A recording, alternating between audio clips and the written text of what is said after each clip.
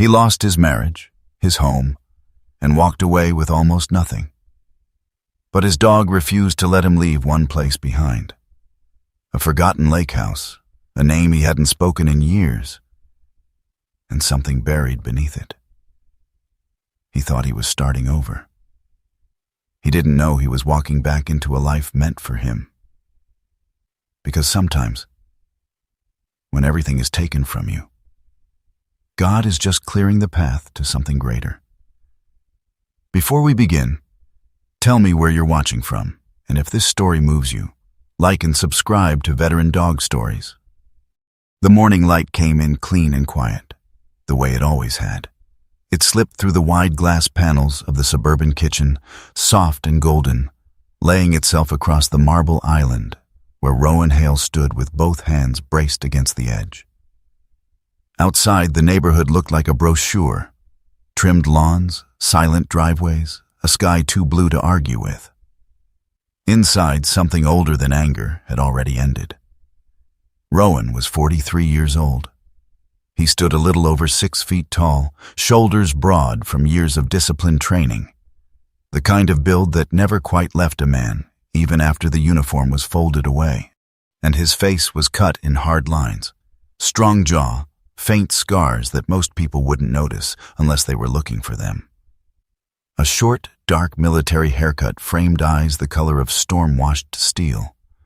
Blue-gray, steady, and far away. Stubble shadowed his jaw, not careless, just unbothered. He wore the same thing he always wore now. An olive field jacket worn soft at the seams, a red and dark blue plaid shirt beneath it, dark cargo pants, and boots that had seen more ground than most people ever would. On his left wrist, a scratched military watch ticked with quiet persistence. Across from him stood Claire Hale. Claire was the kind of woman who never looked unfinished. Early 40s, tall and composed, her posture effortless and deliberate. Her coat, a long tailored piece in a pale beige, fell perfectly along her frame, untouched by the morning chill. Her hair, a soft shade between blonde and light brown, was styled neatly, and her skin carried that careful, polished calm of someone who understood how she was seen. She wasn't cruel. That was the complicated part. She was simply certain. She slid the folder across the counter. "I had the attorney finalize everything," she said. Her voice was steady, practiced, not cold, but controlled. "It's cleaner this way." Rowan didn't open it right away, and he had spent years in places where hesitation could get someone killed. And yet now, standing in his own kitchen, he let the moment stretch. Not out of fear, out of something quieter, a kind of final listening. At his feet, Ash shifted. The German Shepherd was 5, maybe 6 years old. His body was all function, lean muscle beneath a thick black and tan coat, his stance balanced even at rest. His ears were upright, catching everything. His eyes, dark, intelligent, unsettlingly focused, moved not between objects, but between people. He wasn't looking at the room. He was reading it. Ash didn't lie down. He stayed on all fours, weight slightly forward, as if the air itself had changed density. Rowan noticed that. He always noticed that.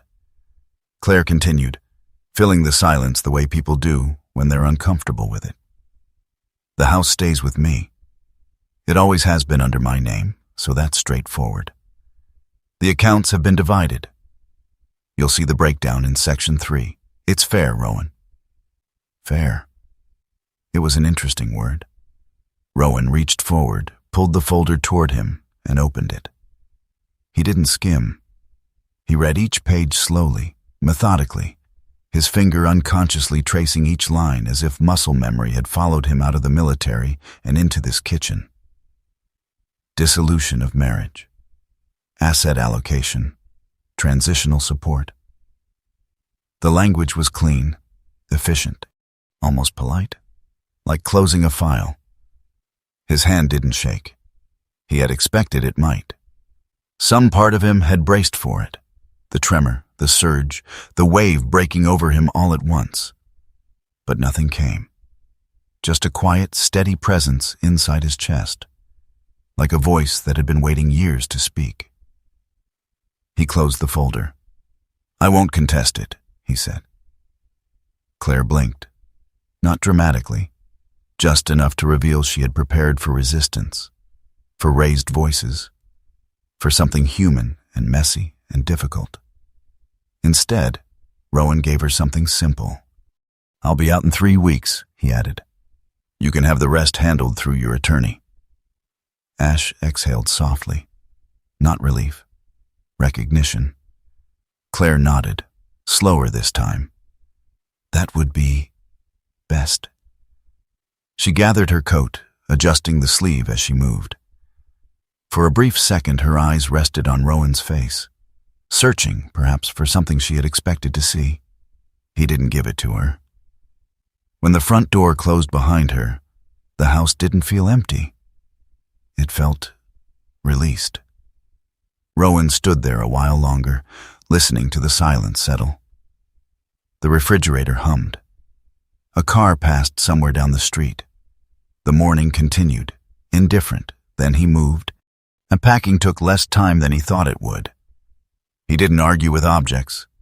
That was something he had learned long ago. Don't negotiate with weight you don't need to carry. He took what mattered, which turned out to be very little. Clothes, but only the practical ones. The field jacket stayed on. The boots stayed on. A small box of photographs, most of them from before Claire, before the house, before the life that now felt like it had belonged to someone else. His mother's picture sat on top. He hesitated there, just once, before placing it gently inside. Ash followed him from room to room, silent, attentive. At one point, Rowan found himself standing in the garage, staring at a set of tools he had barely used in years. He almost reached for them. He didn't. Back inside, he moved through the last of the drawers, papers, manuals, unopened mail. And then, a folded document, tucked beneath a stack of outdated warranties. Old paper, yellowed at the edges. Rowan almost ignored it. Almost. Ash didn't.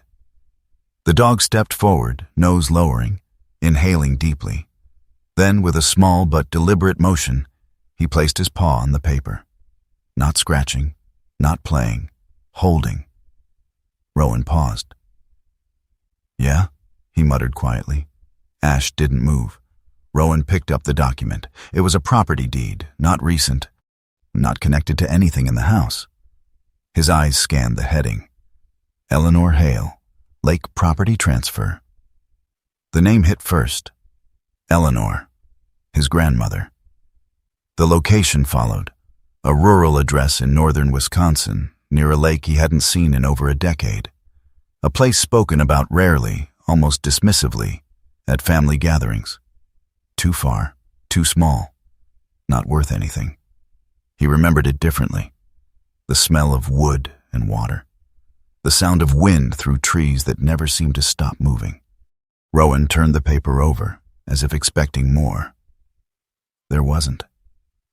He stood there, the document in his hand, the house around him fading into something temporary, already behind him. He walked toward the trash bin, opened the lid, paused. Ash moved closer. The dog didn't bark, didn't whine. He just looked up.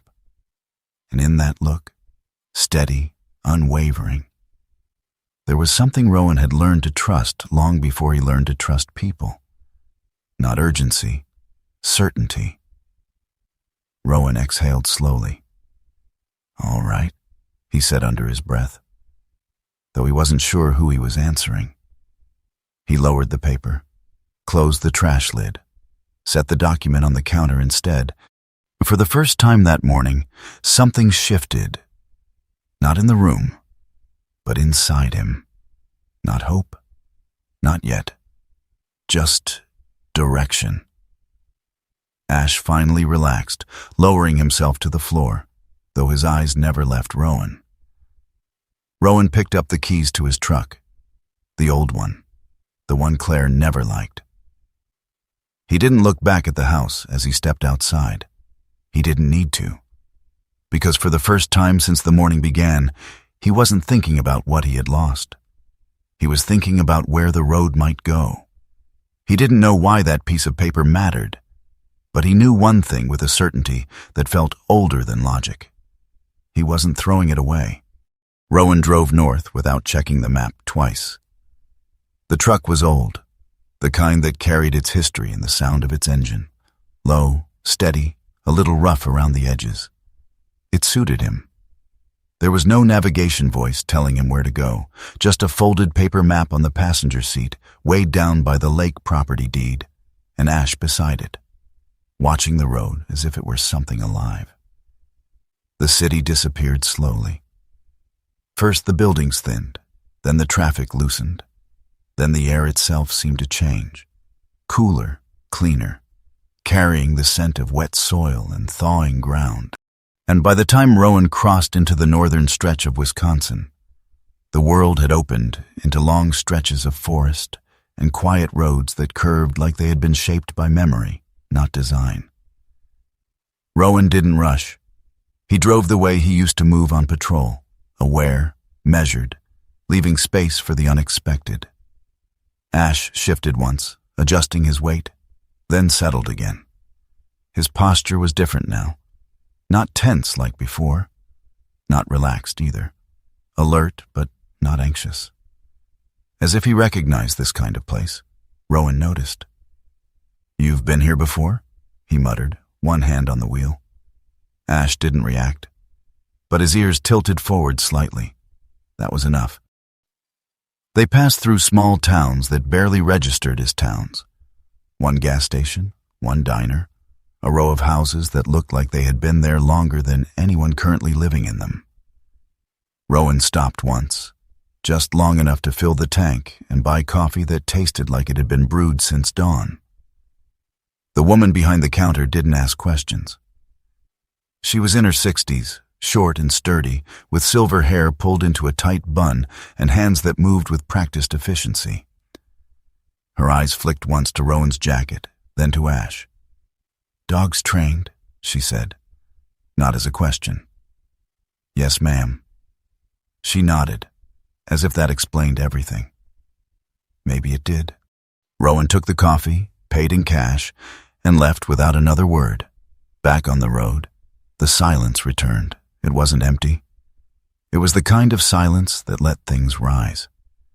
Memories came, but not the ones he expected. Not Claire, not the house, not the argument that never happened. Instead, he remembered a lake, not clearly, just fragments, a dock that creaked under his weight when he was a kid, a hand on his shoulder, large, steady, guiding him without forcing. The smell of wood smoke and something sweet he couldn't name back then. His grandmother's voice. Not what she said. Just the sound of it.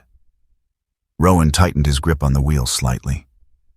He hadn't thought about her in years, not because he didn't care, because somewhere along the way, he had learned not to go back to places that couldn't follow him forward. The road curved again, deeper into the trees. Ash lifted his head. Not suddenly, not sharply, just enough to change the air in the truck. Rowan glanced at him. "What is it?" Ash's gaze had shifted, not to the road, but slightly off to the right, toward the tree line. His nose moved once, drawing in scent. His body leaned just a fraction, as if something beyond the visible had caught his attention. Rowan slowed the truck without thinking. There was nothing there. Just trees. Pine and cedar, thick and quiet, still. Ash didn't look away, and Rowan let the truck roll a little slower, then brought it back up to speed. "All right," he said quietly. "I see it." He didn't know what it was. but he trusted the signal. They drove for another hour before the road narrowed into something less maintained. Gravel replaced asphalt. The trees pressed closer, taller now, older. The sky filtered through in broken pieces. The address on the paper matched the sign at the turnoff. Larkspur Lake Road. The sign was tilted, paint chipped, like it had been ignored long enough to forget it mattered. Owen turned onto it. The truck moved slower now, tires crunching over gravel and loose stone. The branches arched overhead, forming a loose tunnel of green and shadow. The deeper they went, the more the outside world seemed to fall away, not disappear but recede, like a tide pulling back. Ash stood up. This time, there was no mistaking it. He moved forward in the seat, front paws braced, eyes fixed ahead. Rowan felt something tighten in his chest, not fear, recognition. The road dipped, curved once more, and then the trees opened. The house stood at the edge of the lake like it had been waiting. It was smaller than Rowan remembered. Or maybe he had been smaller then. The structure leaned slightly to one side, not dangerously, but enough to show time had worked on it without interruption. The wood siding had faded to a deep, weathered red. The roof sagged in one corner. The front porch tilted, its steps uneven, one board cracked clean through. But it was still standing. Behind it, the lake stretched out, wide, still, reflecting the sky in a way that made it look deeper than it was. The water wasn't bright. It was clear, honest. To the right of the house, set back just a little, stood a small wooden shed. Its door hung slightly ajar. The structure leaned more than the house did, like it had almost given up, but hadn't quite finished the decision. Rowan cut the engine. Silence dropped in immediately. No traffic, no distant noise, just wind moving through trees and the faint sound of water touching the shore. Ash didn't wait. He jumped out of the truck the moment Rowan opened the door, landing lightly on the gravel and pausing just long enough to orient himself. Then he moved. Not running. Walking with purpose. Rowan followed more slowly. The ground felt different under his boots, softer, uneven, real in a way pavement never was. Each step carried weight, not just physically, but something else. Like stepping into a place that remembered you even when you didn't remember it properly. He reached the porch. The wood creaked under him, protesting but holding. He opened the door. It stuck for a moment, then gave way. The smell hit first. Cedar, old fabric, dust layered over memory. The air inside wasn't stale. It was still, like it had been waiting for movement. Rowan stepped in. Light filtered through the windows in narrow beams, catching dust in the air. The furniture remained where it had been left, covered in sheets that had once been white. A couch, a table, a chair near the window that faced the lake. Nothing had been taken. Nothing had been touched. Ash moved past him, slower now. He circled once in the center of the room, nose low, reading everything. Then he stopped. Not at the door, not at the windows, at the far wall, the fireplace. Rowan watched him. Ash stepped closer, each movement controlled. He lowered his head, inhaled deeply, then took one step back. And then, a low, quiet growl, not aggressive, not defensive, warning. Rowan felt it immediately, that old instinct, the one that didn't come from thinking. He moved toward Ash, stopping just short of the fireplace. Nothing looked wrong. Stone intact, mantle undisturbed, ashes long cold. But the air felt different here, denser. Rowan crouched slightly, eyes narrowing, scanning not just what he could see, but what didn't fit. Ash didn't move. His body was still but ready, Rowan reached out slowly, placing his hand against the stone. Cold, solid, normal. And yet, he pulled his hand back. "Not tonight," he said quietly. Ash looked at him. The growl faded, but the tension didn't. Rowan straightened, the house creaked softly around them, settling into their presence. He exhaled slowly. "Yeah," he added under his breath. "I feel it too." Ash wasn't reacting to something that was there. He was reacting to something that didn't belong. Rowan didn't explore further. Not because he wasn't curious, because he understood something most people didn't. You don't push into unknown ground when you don't understand the terrain yet. He backed away from the fireplace. Ash followed, though he glanced back once, just long enough to mark the place. Rowan moved to the couch, pulled the sheet off, and sat down. The fabric underneath was worn, but intact. The house wasn't ruined. It had just been paused. He leaned forward, elbows on his knees, staring at the floor. For a long moment, he didn't think about the past, and he didn't think about Claire. He didn't think about what came next. He just sat there. Ash lowered himself beside him, close enough that their shoulders almost touched. Outside, the light shifted toward evening. The lake reflected it without comment. Rowan let out a breath he hadn't realized he'd been holding since the morning. "I don't know what I'm doing here," he said quietly. Ash didn't answer. He didn't need to, because for the first time in a long time, Rowan didn't feel like he was standing in the wrong place. Morning arrived quietly, as if it understood the house needed time.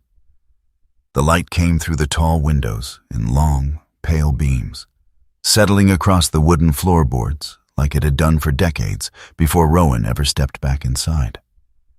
Outside, the lake held its stillness, a sheet of glass broken only by the occasional ripple of wind. Rowan was already awake. He hadn't slept deeply, but he hadn't fought the night either. That was something. He sat at the edge of the couch, boots on, elbows resting on his knees, staring at nothing in particular. The house felt different in daylight, less like a place frozen in time, and more like something waiting to be understood. Ash moved first.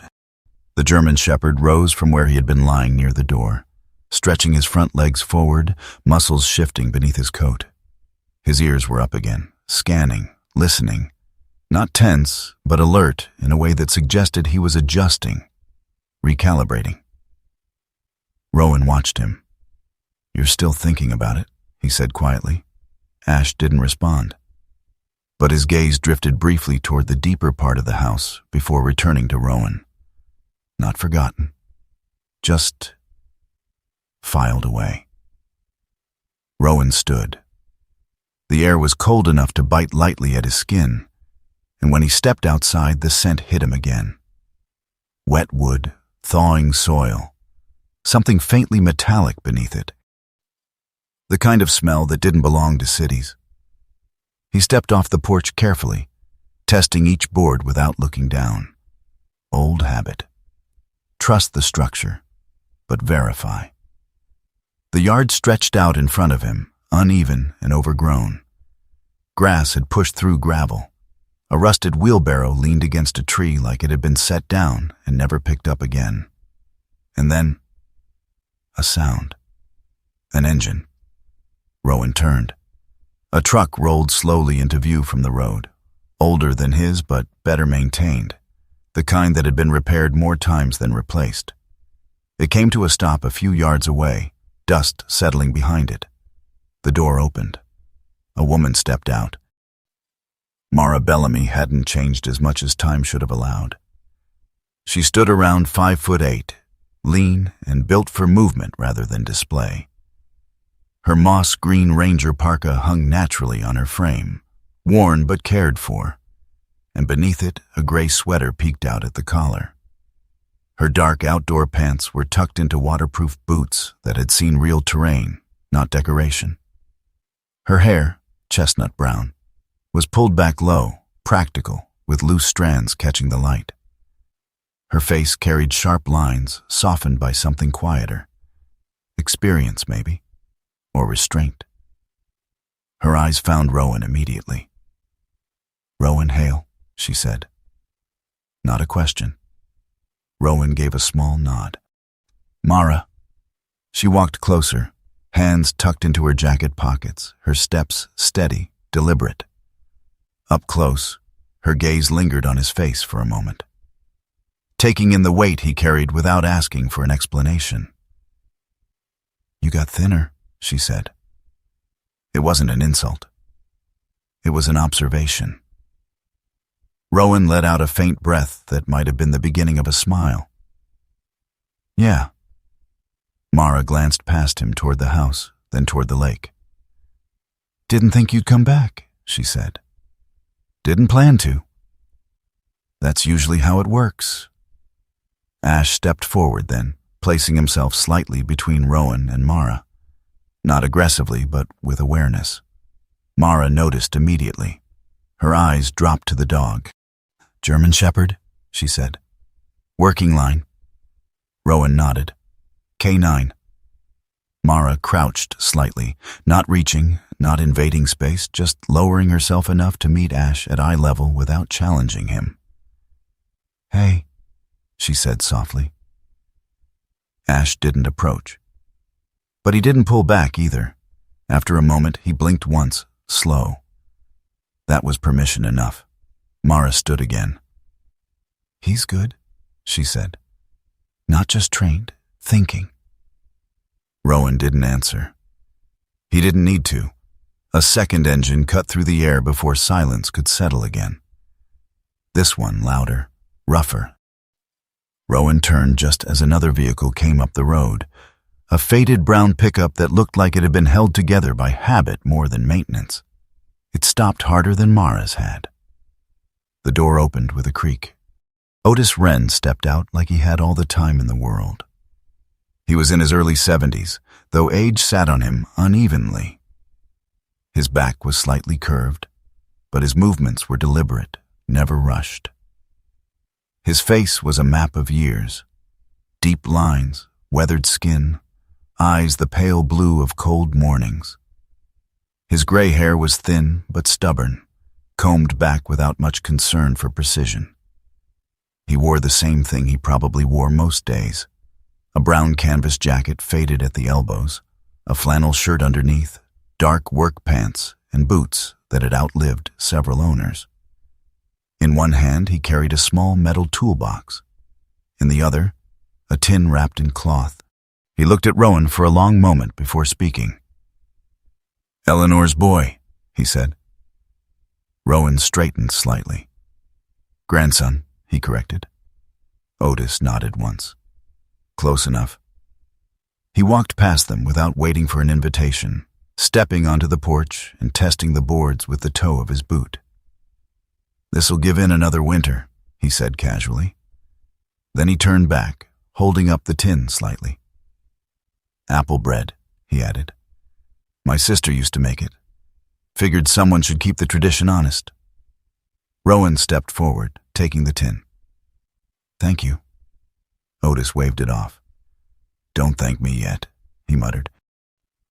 "You'll need help before you need food." Mara leaned lightly against the truck beside her, watching the exchange with a faint, knowing look. Otis turned his attention fully to Rowan now. "She didn't leave this place to just anyone," he said. Rowan met his gaze. "I didn't even know she left it." Otis studied him for a moment longer. "Yeah," he said quietly. "That tracks." He glanced toward the lake. "Your grandmother wasn't poor," he added. "She just didn't measure wealth the way most people do." Rowan said nothing, because something in that sentence felt like it belonged somewhere deeper than conversation. They got to work without making a plan. Otis handed Rowan a hammer like he expected him to know what to do with it. Mara pulled on gloves and started clearing debris from the porch without asking. Ash moved between them, observing. At first it was simple. loose boards, rusted nails, dust and rot. Rowan worked with steady hands, but not perfect ones. He drove a nail too hard once, splitting the wood slightly. He paused, adjusted, learned the pressure. Otis noticed. Didn't comment. Just nodded once. Ash, meanwhile, proved himself less flawless than memory might have suggested. At one point, he suddenly darted toward a corner of the yard, barking sharply and pawing at the ground. Rowan moved quickly, instincts snapping into place, only to find a nest of mice scattering in panic. Ash froze, then stepped back, ears flicking once as if recalibrating. Mara laughed under her breath. "Even the best miss sometimes," she said. Later, Ash growled low at the base of a tree. Rowan approached again. A raccoon scrambled up the trunk and disappeared into the branches above. Rowan exhaled. "Yeah," he muttered. "We're all a little off today." Ash looked at him, not defensive, just present. Hours passed without being counted. The porch began to look less like it would collapse under a strong opinion. The front windows cleared, letting more light into the house. And the place didn't transform, but it shifted, from abandoned to occupied. Then, Ash stopped moving. It happened so quietly Rowan didn't notice at first, but Mara did. "Rowan," she said softly. He turned. Ash stood at the edge of the yard, facing the shed, not barking, not moving, just there, still. Rowan walked toward him slowly. "Hey," he said. Ash didn't react. Otis came up behind them, hands in his pockets. He hummed. Rowan glanced back. "What?" Otis nodded toward the shed. "She didn't keep what mattered in the house," he said. Rowan frowned slightly. "What does that mean?" Otis shrugged one shoulder. "Say, means if she wanted something found." She didn't make it easy. Rowan looked at the shed, then at Ash. And for the first time, it didn't feel like he had come here to fix a house. It felt like he had walked into something that had already been waiting for him. Rowan didn't go to the shed. Not yet. He stayed where he was, standing beside Ash, letting the moment settle instead of forcing it forward. Because somewhere deep in his chest, that same quiet voice from before returned. Not loud, not urgent, just steady. And for the first time since he arrived, Rowan understood something simple. He wasn't just staying, he was beginning. Rowan did not go to the shed that evening. He could have. The distance between the porch and that leaning wooden structure was no more than 30 steps. And yet it felt like crossing into something that required a different kind of readiness. Not physical, not even mental. Something quieter than that. So he waited. The sky dimmed slowly, bleeding from pale gold into a soft, cold blue. The lake mirrored it all without comment, holding the light longer than the land. Mara had already left, her departure as simple as her arrival. One nod, one last look at Rowan, as if measuring something she chose not to name. Otis stayed longer. He didn't talk much after that moment in the yard. He helped stack the last of the tools, adjusted a loose board on the porch without being asked, then leaned his weight against one of the posts and watched the lake. "She used to sit out here," he said after a while. "Right there." He pointed toward a worn chair near the edge of the porch. "Same time every night. Didn't matter the season." Rowan followed his gaze. "What for?" Otis shrugged slightly. "Listening, I guess." "To what?" Otis didn't answer right away. "Depends who you ask," he said finally. "Some would say the water. Others would say her own thoughts." He pushed himself upright, brushing dust from his hands. "Now you don't rush into places that have been waiting, he added, glancing toward the shed. "They'll still be there in the morning." Then he left. Just like that. No goodbye speech, no instructions. Rowan stood alone again. Ash lingered near the edge of the yard, eyes still drifting back to the shed. But he didn't move toward it. Not this time. Not in the dark. That was enough for Rowan. They went inside. The house creaked as the night settled around it. Rowan found a lantern in one of the drawers, wiped the dust from its glass, and lit it with a steady hand. The warm glow softened the sharp edges of the room, turning shadows into something less threatening. He ate little. Bread from the tin Otis had brought. Water from a bottle he'd carried with him. Ash stayed close, lying near the door, head resting on his paws but eyes open longer than usual. Rowan stretched out on the couch again, the same place as the night before. But this time, something had shifted. He wasn't just passing through the space. He was occupying it. That thought followed him into sleep. Morning came colder. A thin layer of frost had settled over the yard, clinging to the grass and the edges of the porch like something temporary that hadn't yet decided whether to stay. Rowan stepped outside, breath visible in the air, boots crunching lightly beneath him. Ash moved ahead of him, not running, not hesitant, just certain. The shed. Rowan didn't call him back. He followed. The closer they got, the more the structure revealed itself. The wood was warped, the hinges rusted, one corner leaning enough to suggest it wouldn't survive another harsh winter without attention. The door hung slightly open. Ash reached it first. He paused, nose lifting, drawing in the air. Then he stepped inside. Rowan stopped just outside for a moment. The smell reached him before the details did. Old wood, damp earth, a faint trace of something sharper, oil, maybe, or metal. He stepped in. The light was weaker here, filtering through a small clouded window that let in just enough to shape the shadows without dispelling them. Dust hung in the air, disturbed only by Ash's movement. The shed was small. 14 by 20 maybe. Simple, functional. Tools lined the walls, most of them old, some rusted, others still intact. A row of wooden-handled shovels. A rake missing half its teeth. Coiled rope hanging from a nail, a workbench against the far wall, cluttered but not chaotic. This wasn't neglect. This was abandonment. There was a difference. Rowan stepped further in, boots stirring the dust, and Ash moved to the right side of the shed, near the wall where several burlap sacks had been piled. He sniffed once, twice, then pawed lightly at the edge of one. Not urgent, but insistent. Rowan approached slowly. "All right," he murmured. He crouched, gripping the top of the first sack and pulling it aside. It was lighter than it looked. The contents long gone or settled into something insignificant.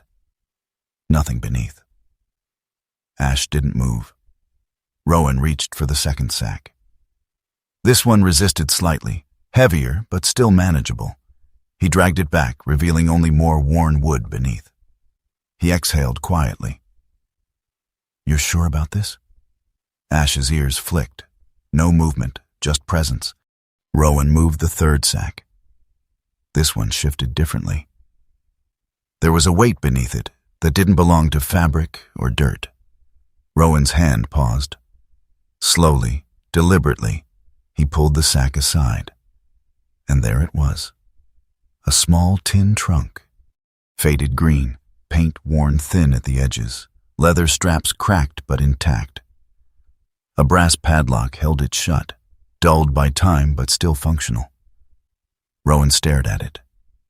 He didn't reach for it immediately.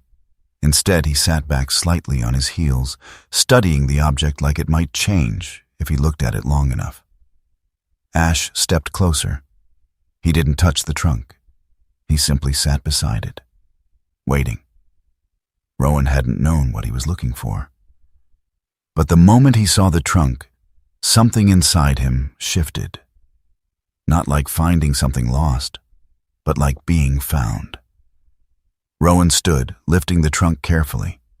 It was heavier than it should have been for its size, and he carried it out of the shed and back toward the house, each step measured, as if the ground itself required acknowledgement. Inside, he set it on the kitchen table. The light was better here, clearer, more honest. Ash remained at his side, watching. Rowan ran a hand over the surface of the trunk, feeling the grooves, the imperfections, the quiet history pressed into metal and leather. "All right," he said softly. "Let's see what you left behind." He tried the latch. Locked, of course. Rowan exhaled through his nose, glancing around the room. "Key," he muttered. Ash shifted. Not toward the trunk this time, toward the living room. Rowan followed. The shelves were lined with old books and notebooks, some leaning, some stacked, all carrying the same thin layer of time. Rowan began pulling them down one by one, flipping through pages that smelled of ink and age. Then, a small cloth-bound journal, different from the others, darker, more worn. He opened it. The handwriting was unmistakable. Eleanor's. Neat, precise, consistent.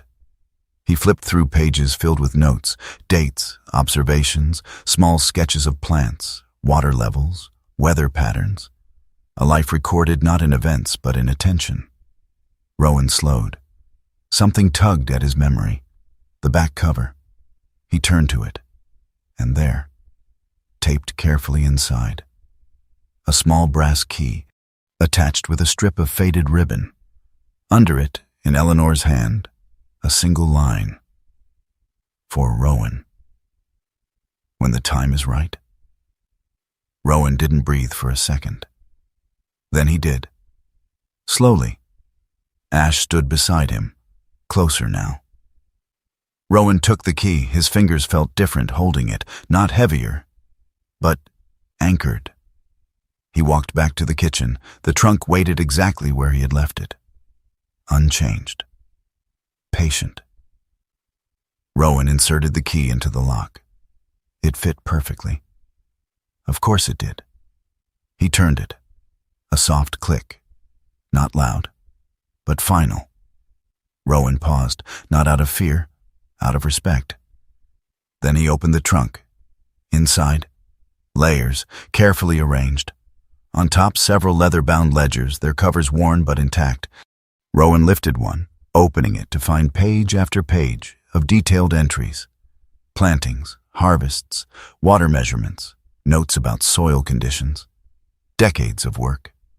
Not guesses, not estimates. Knowledge.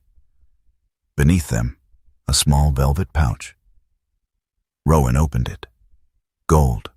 12 coins. Old, heavy, real. He turned one in his hand, watching the light catch its surface. A woman's profile. An eagle. Not wealth. Not exactly. Something else. Under the pouch. An envelope. Sealed. His name written across it. Rowan Hale. In the same careful script. He opened it slowly. The paper inside was thinner. The ink slightly faded. But the words were clear. Rowan, I do not know when you will read this, but I know that one day you will need a place that does not ask you to be anything other than what you are. Rowan swallowed. His eyes moved across the page. This house is not for hiding. It is for beginning again. He stopped reading for a moment. His hand tightened slightly on the paper. Ash moved closer, not pressing, just there. Rowan lowered himself into the chair beside the table. He read the letter once, then again, and somewhere between the second and third time, the weight he had been carrying shifted, not gone, but no longer crushing. He placed the letter down carefully, his head lowered, resting against his hand, and for the first time in years, He didn't feel like something had been taken from him. He felt like something had been left. Ash lay down beside him, close enough that Rowan could feel the warmth through his sleeve. No movement, no noise, just presence. And in that quiet, Rowan understood something simple. He hadn't come here to disappear. He had come here to start. The first thing Rowan learned was that starting over had a price. Not the kind measured in coins alone, but in choices. He stood in the small office of a coin dealer 2 towns over, the kind of place that looked like it had existed quietly for decades without ever needing to announce itself. The windows were clean but not polished. The shelves held trays of old currency, watches, and small objects that had outlived the people who once valued them. Behind the counter stood a man named Harold Finch. Harold was in his late 50s, with a narrow face and sharp features that gave him a permanently calculating look, and his hair, once dark, had gone thin and gray at the temples, combed carefully as if precision could compensate for time. He wore a vest over a pale shirt, sleeves rolled just enough to suggest work without ever appearing messy. His eyes were quick, too quick to be careless. He turned one of the gold coins under a small lamp, examining it with a jeweler's loupe. "Liberty Head," he said, voice neutral. "Late 1800s. Good condition." Rowan stood across from him, arms relaxed at his sides, saying nothing. Harold glanced up briefly. "You've got a few of these?" "Enough." Harold gave a small, knowing nod. If most people who walk in with a few don't understand what they're holding. Rowan met his gaze. "I'm not most people." That hung there for a moment. Harold set the coin down gently. "I can offer you 11,000 for 3, he said. Rowan didn't respond immediately. He had expected more. Not by much, but enough to feel the difference. "Market's been unstable," Harold added, already anticipating resistance. "Condition isn't perfect. I'm taking a risk." Rowan knew that tone. He'd heard it before in different forms, in different places. Men explaining why something was worth less than it was. He looked at the coins again, then back at Harold. "All right," he said. No argument, and no negotiation. Harold blinked once, just enough to show he hadn't expected that either. "All right," he repeated. The transaction was quick after that. Cash, receipt. No conversation beyond necessity. Rowan walked out with less money than he had imagined and more clarity than he had before. Back at the lake house, the numbers didn't stretch as far as they needed to. The roof needed work. Not immediately catastrophic, but close enough. The beams had softened in one corner, and the shingles were loose enough that another winter would push them past recovery. The garden, or what used to be one, was another problem entirely.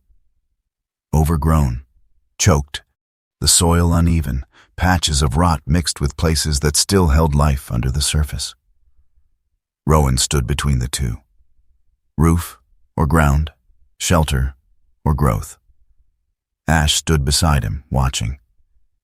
"You don't get both," Rowan muttered. Ash's ears flicked once. Not an answer, just acknowledgement. Rowan exhaled slowly.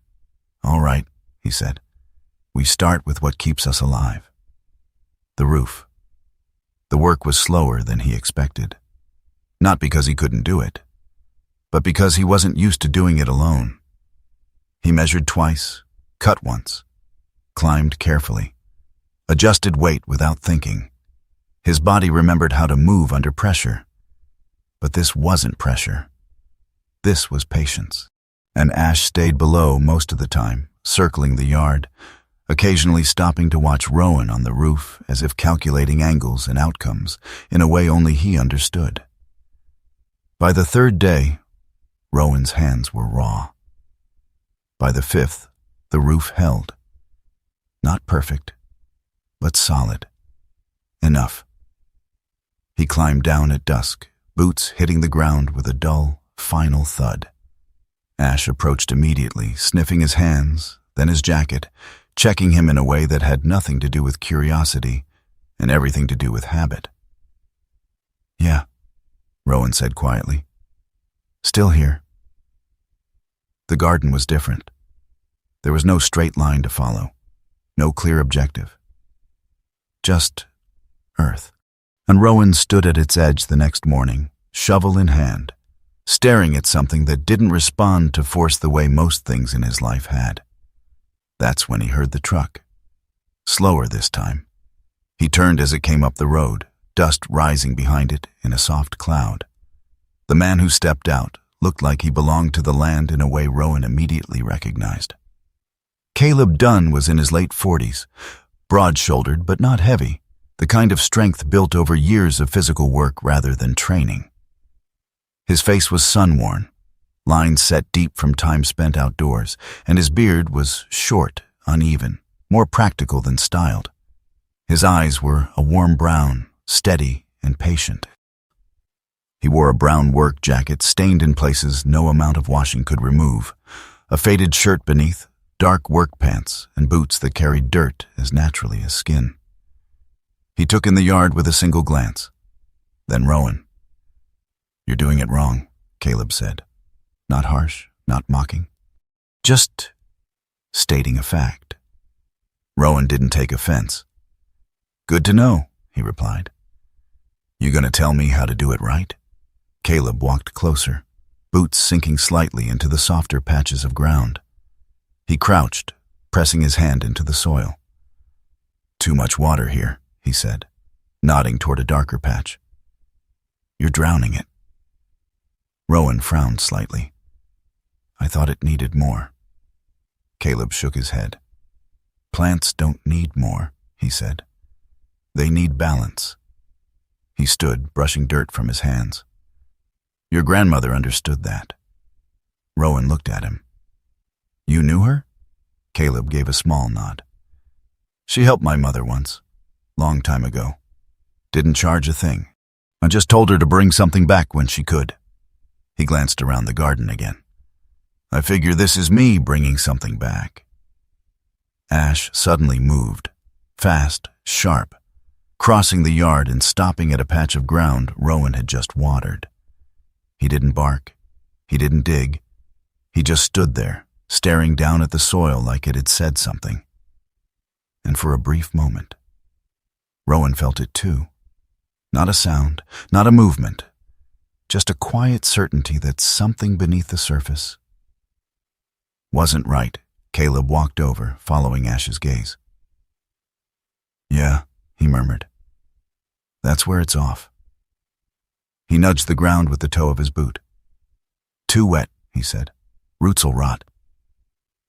Rowan stepped closer. He hadn't seen it before. Now he did. A subtle difference in color, in texture. He exhaled. "All right," he said quietly. "Show me." The days that followed didn't look like progress. At least not the kind Rowan was used to. He made mistakes, overwatered again, cut a branch too close to the base, killing something that might have lived. Misjudged timing. Caleb didn't correct everything immediately. Sometimes he let Rowan fail first. "Better you see it," he said once, watching Rowan stare at a withering plant. "That way you remember." Ash adapted. He learned the boundaries of this new kind of work. Sometimes he got it right. Pausing at patches of ground that were too damp, sniffing areas Rowan hadn't checked yet. Other times he hesitated, uncertain, looking back at Rowan instead of leading. And in those moments, Rowan understood. They were both learning something new. The call came in the evening. Rowan was at the sink, rinsing dirt from his hands, when the phone vibrated against the counter. He didn't need to look at the name. He already knew. Claire. The sound filled the small kitchen in a way that didn't belong. Ash lifted his head immediately, ears forward. Rowan stared at the phone for 3 rings. 4. Then he picked it up. "Yeah." A pause, then her voice. "Rowan." Same tone, the same control, but something underneath it, less steady. "I heard you're up north," she said. "At that property." Rowan didn't answer. "I also heard," she continued carefully, "that there's value there, more than we thought." There it was. Not memory, not regret. Information. Rowan leaned back slightly against the counter. "You didn't call to ask how I am." It wasn't a question. Claire exhaled softly. "I thought we could talk." "About what?" Another pause, then, "About reconsidering things." Rowan closed his eyes for a second. Not out of pain, out of recognition. He had spent years believing what they had was something real. Now, hearing her like this, he understood what it had been, and what it hadn't. "No," he said. Simple, final. Silence stretched on the other end. Then Claire spoke again, quieter. "You're making a mistake." Rowan looked out the window, at the yard, at the uneven ground, at Ash, sitting just beyond the porch, watching the horizon like it mattered. "Maybe," Rowan said. Then he ended the call. He stood there for a long moment after, not moving, not thinking, just letting the absence settle. Ash walked back toward him, stopping a few feet away. Not rushing, not pressing. Rowan looked down at him. Then slowly, something shifted behind his eyes. Not anger, not relief. Understanding. What Rowan lost that morning in the city wasn't love. It was the version of himself that had learned to stay where he didn't belong. He stepped outside. The air had cooled again, the edge of night settling in. Rowan walked to the edge of the garden, boots sinking slightly into the soil. It wasn't fixed, not even close. But it wasn't dead either. Ash stood beside him, not leading, not warning, just there. Rowan exhaled slowly. "All right," he said under his breath. "We keep going." Summer did not arrive gently. It came with heat that settled into the ground and refused to leave, with long days that stretched work into exhaustion and nights that offered little in return. The air thickened. The soil hardened in some places and turned sour in others. And Rowan began to understand something Caleb had not needed to say out loud. This land would not reward effort blindly. It demanded understanding, and Rowan didn't have enough of it yet. The money ran thinner than he had planned. Supplies cost more, repairs took longer. Small mistakes added up in ways that didn't feel small when he counted what was left in the envelope at the end of each week. The garden fought him. Some patches held, others died quietly. Leaves yellowed where they shouldn't, roots softened where they should have held firm. Rowan adjusted, corrected, tried again. But every lesson came with a cost. By mid-July, his hands were cut in places he hadn't noticed happening. His shoulders ached constantly. Sleep came, but not deeply. Ash stayed with him through all of it. Not as a solution, as a presence. The German shepherd moved through the yard with a quieter rhythm now, no longer reacting sharply to every unfamiliar scent, but still attentive, still watching. His instincts remained, but even those seemed to adjust to the uncertainty around them. Some days, he was right, yet he would pause near a patch of soil, nose low, lingering just long enough for Rowan to notice. And when Rowan checked, the ground would be too damp, too soft, already starting to fail beneath the surface. Other days, Ash hesitated, standing still, looking back, waiting. And Rowan had to decide without him. Those were the harder moments, because they reminded him this wasn't a mission. There was no clear objective, no command to follow, just choice and consequence. Caleb came and went without schedule. Sometimes he stayed for hours, showing Rowan how to read the ground, not just by sight but by feel, pressing fingers into soil, lifting small clumps, letting them fall apart in his palm. Too tight, Caleb would say. Roots can't breathe. Or, too loose, nothing holds. He didn't lecture, he corrected. And sometimes he said nothing at all, which, Rowan learned, meant he was supposed to figure it out himself. One afternoon, after Rowan had overwatered a section again, Caleb stood beside him, arms crossed loosely. "You're trying to force it," he said. Rowan wiped sweat from his brow, jaw tightening slightly. "I'm trying to keep it alive." Caleb nodded. "Yeah," he said, "and that's the problem." Rowan looked at him. Caleb crouched, pressing his hand into the damp soil. "You don't keep it alive," he said quietly. "You give it a chance to live." He stood again, brushing dirt from his palms. Big difference. Then he walked back toward his truck, leaving Rowan alone with something that felt less like instruction and more like a question. By late July, the weight began to settle in deeper. Not physical. Something heavier. Rowan stood in the yard one evening, looking over what he had managed to restore and what he hadn't. The patches of green were there, but so were the empty spaces, the dead sections, the uneven ground that refused to cooperate no matter how carefully he worked it.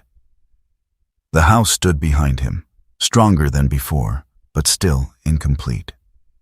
The money was nearly gone, and the land was only half awake. And Rowan was tired in a way that had nothing to do with sleep. That night, he packed. Not quickly, not in panic. The same way he had packed before. Deliberate, minimal. He folded his clothes, placed them into the worn duffel he had carried through deployments and back again. He checked the envelope of money, counted it once, then again. Ash watched from the doorway, silent, still. Rowan moved through the house, collecting what he had brought and leaving what belonged to the place. The letter stayed. The journal stayed. The trunk remained where it was. When he stepped onto the porch, the air felt cooler than it had all day. The lake reflected the last of the light, holding on to something Rowan couldn't name. He walked down the steps. Ash followed. The truck waited where it always had. Rowan opened the driver's door, set the duffel inside, paused, then turned back. Ash stood a few feet away, not blocking, not moving, just watching. Rowan held his gaze. Seconds passed, then more. Ash didn't step forward, didn't bark, didn't signal. He simply stayed there, eyes steady, unblinking, present. And in that silence, Rowan felt something he hadn't expected. Not resistance, not pressure, something else. Time, as if the moment itself was asking him to sit inside it a little longer before deciding what it meant. Rowan exhaled slowly. His hand rested on the edge of the truck door. Then he closed it. The sound was quiet, final in a way that didn't need force. He picked up the duffel, walked back toward the house, and Ash turned and moved ahead of him without hesitation. Ash hadn't stopped him, hadn't tried to control the moment. He had simply stayed and let Rowan decide who he was going to be. The next morning, Rowan didn't feel stronger. He didn't feel renewed. He felt the same. But something underneath it had shifted.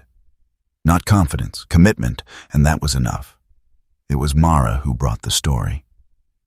She arrived mid-morning, her truck pulling in with the same steady presence as before. This time, she didn't get out right away. She sat for a moment, watching Rowan work from a distance. When she stepped out, she walked slower, thoughtful. "There's a woman in town," she said after greeting him. "Name's Ruth Callahan." Rowan looked up from the soil. "Okay." Mara folded her arms lightly. "She heard your name," she continued. "Your grandmother's name."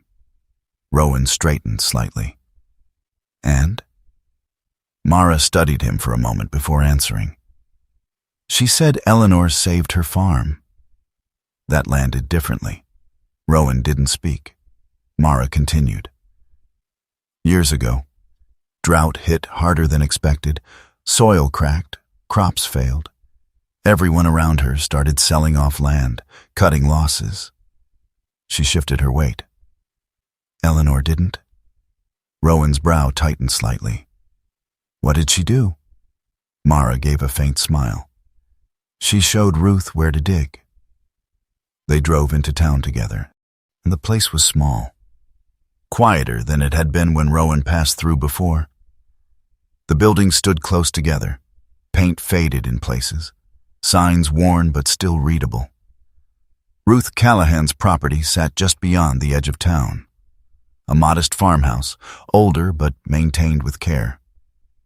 The land around it stretched wider than Rowan expected. Green where his wasn't. Stable where his felt uncertain. Ruth met them outside. She was in her late 60s, tall but slightly stooped, her gray hair pulled back into a loose braid that rested over one shoulder. Her skin carried the marks of years spent outdoors, weathered but not worn down. Her eyes were sharp, observant, the kind that missed very little. She looked at Rowan for a long moment before speaking. "You're Eleanor's," she said. Not a question. Rowan nodded. "Yes, ma'am." Ruth stepped closer, studying his face as if searching for something familiar. "She used to say one of you would come back," she said quietly. "Didn't know which one?" Rowan felt something shift in his chest. "What did she do?" he asked. Ruth smiled faintly. "She listened," she said. "More than most." She turned, gesturing toward the far edge of her land. "Come on," she added. "I'll show you." They walked across the field, the ground firm beneath their feet. Ruth stopped near a patch that didn't look different at first glance, but Ash noticed, and he stepped forward, nose low, circling once before stopping at a single point. He inhaled deeply, then sat. Ruth nodded. "Yeah," she said softly. "Right there." Rowan frowned slightly. "What is it?" "Water," Ruth replied. "Underground. Runs shallow through this part of the land. Eleanor found it when no one else could." Rowan crouched, pressing his hand into the soil. It felt different. Cooler. Damp. But not soaked. Balanced. He looked at Ash. The dog held his position, steady, certain. Rowan exhaled slowly. They returned to the house later that afternoon. Rowan stood at the edge of his own garden again, seeing it differently now. Not as failure, not as unfinished, as something still in motion. Ash moved beside him, quieter now, but more aligned. Rowan looked out over the uneven ground, then down at his hands, then back at the land. Rowan didn't stay because he was strong. He stayed because for the first time in a long time, something here needed him, and he knew how to answer that. 3 summers passed without announcement. They didn't arrive all at once, nor did they transform the land overnight. Change came in layers, quiet, patient, almost reluctant to be noticed at first. The roof no longer sagged. The porch held steady under weight. The windows stayed clean, not because Rowan forced them to be, but because he had learned to maintain rather than repair. The house no longer felt paused. It felt lived in. Rowan stood on the porch in the early morning light, hands resting loosely on the railing, watching the lake shift from gray to blue. The air carried that same mix of cedar and water he remembered from childhood. But now, it no longer felt like memory. It felt like presence. At 46, Rowan still carried the same frame, broad shoulders, steady posture, but time had softened the sharp edges of him. Not physically. His face still held its angles, the faint scars unchanged, the stubble still lining his jaw. But there was something quieter in his eyes now.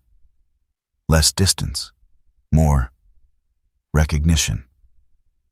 He no longer scanned the world for threats. He watched it for patterns. Behind him, the house stirred. A kettle clicked softly in the kitchen. Floorboards shifted under familiar weight.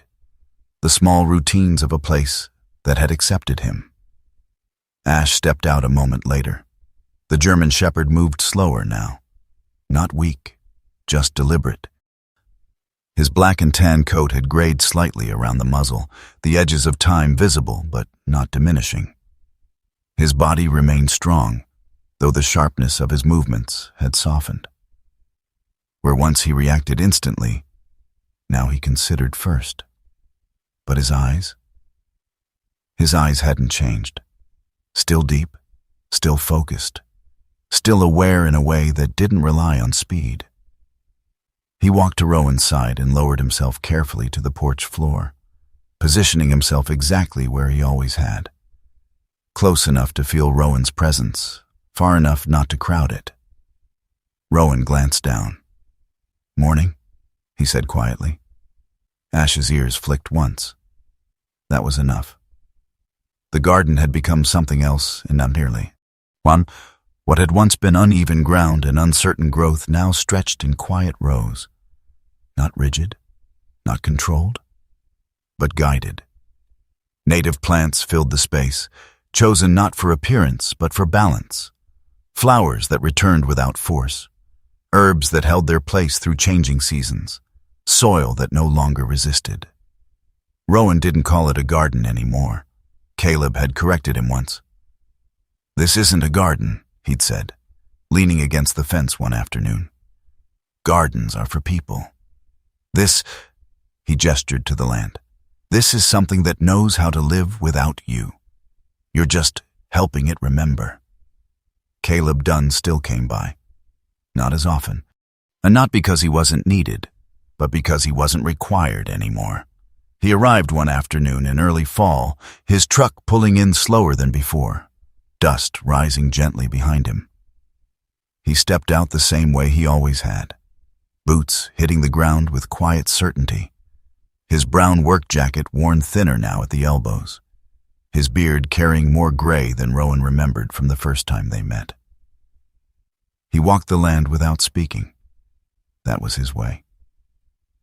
He crouched once, pressing his fingers into the soil, then stood again, brushing his hands off slowly. "Yeah," he said. Rowan leaned against the fence nearby. "Yeah, what?" Caleb glanced at him. "You stopped trying to control it," he replied. Rowan exhaled softly. "Took me long enough." Caleb gave a small shrug. "Some people never get there." Rowan had started working with dogs again. Not in the way he used to. No deployments, no structured commands shouted across open terrain. Something smaller, something closer. A local volunteer program had asked him to help train search and rescue dogs for low-risk operations. Lost hikers, missing campers, situations where patience mattered more than force. Rowan had said yes. Not because he missed it, because he understood it differently now. The training field sat just beyond the edge of town, a wide stretch of land marked by uneven terrain and scattered tree lines. That's where he met Daniel Pike. Daniel was in his early 30s, tall but slightly hunched in posture, as if he had grown faster than his confidence could keep up. His blonde hair was cut short but uneven, his face still carrying the softness of someone who hadn't fully settled into himself yet. His hands moved quickly when he spoke, as if trying to keep pace with thoughts that arrived faster than he could organize them. He handled a young shepherd mix named Lila. The dog was barely 2, lean, energetic, her movements sharp but inconsistent. Her coat was a mix of tan and black, not as refined as Ash's, but her eyes held the same intensity. Curious, searching, sometimes unsure. Daniel struggled. Not with effort, with patience. "She's not listening," he said one afternoon, frustration tightening his voice. Rowan stood beside him, arms folded loosely. "She is," Rowan replied. Daniel frowned. "Then why isn't she doing what I'm telling her?" Rowan nodded toward Lila. "Because you're telling her what you want," he said. "Not what she understands." Daniel blinked. Rowan stepped forward, crouching slightly, lowering himself to Lila's level without reaching for her. He waited. The dog shifted, watched him, then moved closer on her own. Rowan glanced back at Daniel. "Don't lead," he said quietly. "Be where they need to come to." Daniel didn't answer, but he listened. Ash stood at the edge of the training field that day, watching, not stepping in, not correcting. And Rowan realized something he hadn't seen before. Ash wasn't guiding anymore. He was choosing to stay. The shift was subtle, but once Rowan saw it, he couldn't unsee it. Ash no longer moved first. He no longer anticipated every decision, and instead he positioned himself where Rowan needed him to be. Quiet, steady, present. Not leading, not correcting, just there. And somehow, that mattered more. The town had accepted Rowan in the way small places do. Without ceremony, without announcement. People stopped asking where he came from. They started asking how things were going. Ruth still sent produce when her harvest ran strong. Mara stopped by less often, but when she did, she stayed longer, sitting on the porch with Rowan in the evenings, watching the lake the same way Eleanor once had. Otis had grown quieter. Age had settled deeper into his bones, his movements slower, his visits less frequent, but more deliberate. He came one evening just before sunset, carrying nothing this time. No tools, no food, just himself. He sat on the porch beside Rowan, both of them facing the water. "You did all right," Otis said after a long silence. Rowan shook his head slightly. "Still working on it." Otis let out a soft breath. "That's the point," he replied. The sun lowered slowly. The lake caught the light, turning it into something warmer, deeper. Ash lay at Rowan's feet, his body relaxed but aligned, as if even in rest, he understood where he belonged. Rowan rested his hands on his knees, gaze fixed on the horizon. For a moment, he allowed himself to look back, not in regret, in recognition. The morning in the kitchen, the folder, the silence that followed, the road that led him here. He had thought that was the end, that something had been taken from him, stripped away, left behind. But sitting here now, with the house behind him, the land before him, the quiet weight of presence at his side, Rowan understood. Nothing had been taken. What had been removed was something that no longer belonged to him. He hadn't lost his life that morning. He had been given back the part of it that had been waiting all along. The light faded. The air cooled. The lake settled into darkness without resistance. Rowan leaned back slightly in his chair, eyes still on the horizon. The ash shifted closer, resting fully against his leg now, not out of need, but out of choice. Rowan reached down, resting his hand lightly on the dog's neck, no command, no expectation, just contact. And in that quiet moment, there was no question left about where he belonged. Sometimes the miracle isn't loud. It doesn't arrive like a storm or a sudden answer. It comes quietly, like a road you didn't plan to take, a place you almost walked away from, or a moment when everything seems broken. But something in you decides to stay. Maybe that's how God works. Not by giving us everything we asked for, but by guiding us back to what we were meant to find. A purpose we forgot, a strength we didn't know we still had, a place where our life finally makes sense again. Rowan thought he had lost everything, but what he really lost was the life that wasn't meant for him. And what he found was the one God had been preparing all along. If you're watching this right now and you feel lost or tired or like something in your life has ended, don't rush to leave the place you're in. Sometimes the beginning is hidden inside the ending. Sometimes the answer is already around you, waiting for you to notice it. And sometimes the miracle is simply this: you are still here, and your story is not finished. If this story touched you, share it with someone who needs it. Tell me in the comments where you're watching from and what part of your life you're still fighting through. And if you believe stories like this matter, subscribe to the channel so we can keep telling them together. May God watch over you, guide your steps, and give you peace in the places you need it most.